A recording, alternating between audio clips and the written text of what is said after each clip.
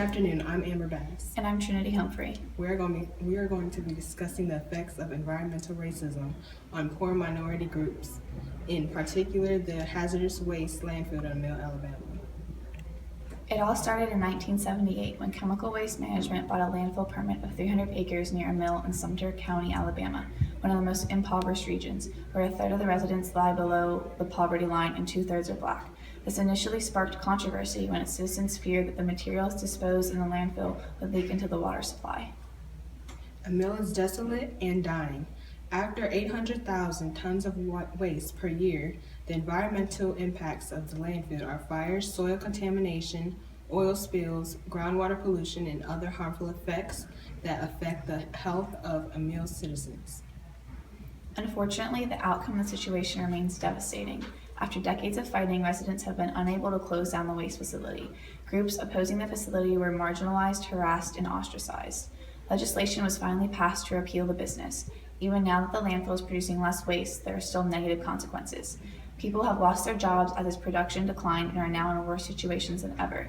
The county has a 9.7% unemployment rate. Let's take a look at the impact of the waste facility. Here's our news correspondent, Alex, who will be interviewing a long-time resident of Emelle. This is Ian, and he will tell us about the horrible conditions of Emelle 30 years ago.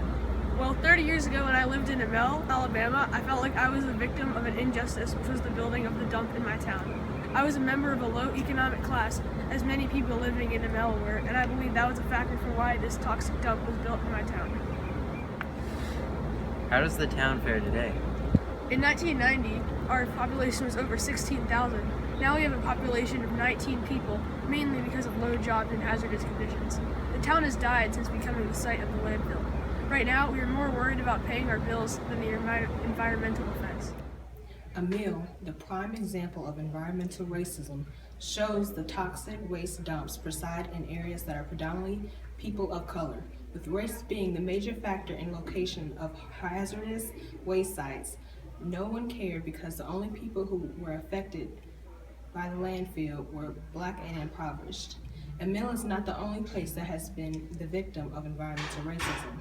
Other poor countries in Black Belt soil region of western Alabama have had polluting industries placed there despite local protests.